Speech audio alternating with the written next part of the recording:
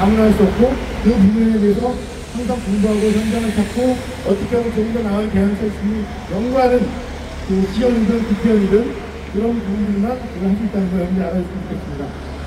제가 실패한 사업을 포장한 걸 말씀드리면 저쪽에 그 콩솔타운 뒤에 P39라고 있어요. P39. 제가 2018년도에 시연 처음 됐을 때 그곳에 10여 명의 직원들이 근무를 했었고 여기가 운영비가 10억씩 들어갔었어요. 근데 그게 한 달 수익금이 10,000원만 가 있었습니다. 그렇게 몇 개월을 지났었는데 제가 그 부분을 지적해서 결국은 그 해당 법인체가 그 다음에 재계약을 못했습니다. 그리고 그게 쫓겨나고 다시 부천 문화재단에서 인수해가지고 지금은 좀 더 여러 분이 개선했는데 그런 부분이죠. 근데 그 당시에 제가 지적을 하니까 바로 문화대상인가 이걸 만들었어요. 그래가지고 제가 그 국가에서 상을 주는데 말을 못하게끔 만들었었는데 그런 부분처럼 또 하나는 그쪽 신곡 시민회관 같은 경우도 처음에 그걸 청계천 본따가지고 만들었지만 시멘트로 된 그 물길이었기 때문에 사람들이 비판이 많았습니다. 그러다 보니까 거기 부분을 집중적으로 예산을 투입해가지고 결국은 시민들이 왔을 때 그럴싸하게 만드는 거거든요. 근데 그런 사업을 하면 안 된다고 저는 생각합니다. 왜냐하면 정말 적은 비용으로 시민들이 만족할 수 있는 사업을 해야지 가뜩이나 예산도 없는 우리 부천시에서 그렇게 많은 부분을 예산을 투입하고 또 그것이 비판을 받기 때문에 좀 더 많은 예산을 투입해가지고 그걸 포장해가지고 좋은 사업으로 등록시키는 이런 일들을 운영하면 안 된다고 생각합니다. 그래서 저는 그동안 제가 했던 부분은 정말로 적은 예산으로 좀 많이 볼 수 있는 사업들을 찾으려 했고 그렇게 하고 있습니다. 그리고 제가 탈퇴 시험 때 했던 부분에는 무엇이 있냐면 주차 공유 조례안을 발의했는데요. 여러분들 보시면은 거주자 우선 주차를 보실 거예요. 이거를 그 임대한 사람이 아침에 출근합니다. 출근하면 하루 종일 기다리다 비어있는데도 그리고 그 주변에 온통 주차장에 오셔가지고 몇 바퀴를 핑글핑글 돌아도 찾을 데가 없어요. 예를 들어 성공회소 앞에 같은 데서. 근데 그런 데가 그분이 본인이 거기다 온통 주차를 신청했다 해가지고 거기다가 폐타이어 같은 거 놓고 의자 놓고 그 다음에 뭐 콩깔통이라는 빨간 거 놓고 그 도시 이관자한테 건데 하여튼 그러면 그 다른 사람 참을 못되게 하고 하는 거 많이 보셨을 거예요. 그럴 때 막 사실은 억장이 무너지죠.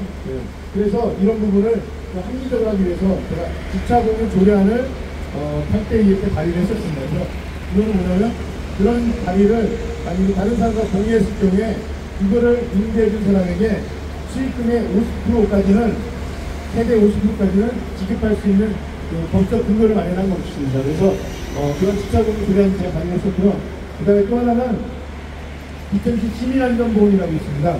그래서 그 시민안전보험은 우리 부천시 등록되어 있는 분은 누구나 가입되어 있는데요.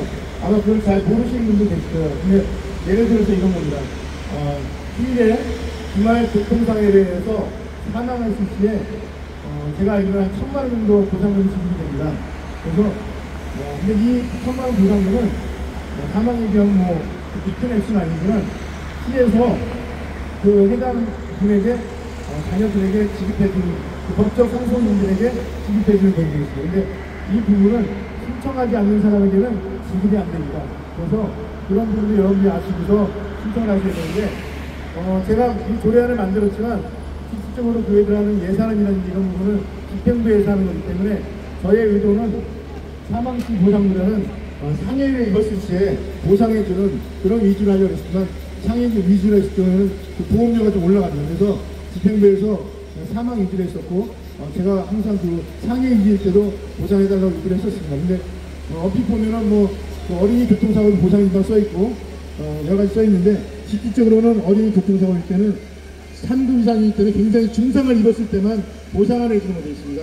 그래서 그냥 부상 입었을 때 보상해주는 게 아니고 이런 부분을 시민 능력에 맞춰서 그냥 부상을 입었을 때도 보상해주는 걸로 우리가 만들어야 된다. 이런 걸 제가 말씀드리고 그런 조례안을 제가 팟캐스트에 때 만들어서 했습니다. 그리고 또 하나는 도시가스 취약지역에 대한 지원 조례안인데요.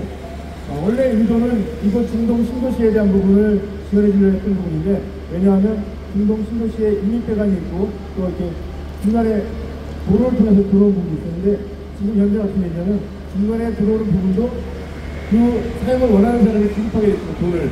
근데 이게 좀 부당하다고 생각이 들었고 여기 중동 중간에 그 옆에 따려고 해도 다시 처음부터 따야 됩니다. 그래서 비용도 많이 들어가고, 그래서 이 부분을 좀 시에서 지원해주고 하고 있는데, 지금 현재 남아있는 부분은 몇 군데 안 됩니다. 그리고 이걸 안 하는 분들은 LPG 가스를 제공하고 있습니다, 지금. 그래서 도시 미관에도 안 좋고 해서, 이거를 좀 시에 지원을 하려는데, 그 당시에는 우리 다른 당 의원님들이, 그걸 반대하셔가지고, 결국은 그냥 원거리에 그 취약 지역에 지원이 안 됐을 경우에만 지원해주는 해가지고, 도량이 됐는데, 항목이 변경돼가지고 됐는데요. 하여튼, 그래서 도시가스 취약 지역 지원 조례안을 제가 발의를 했습니다.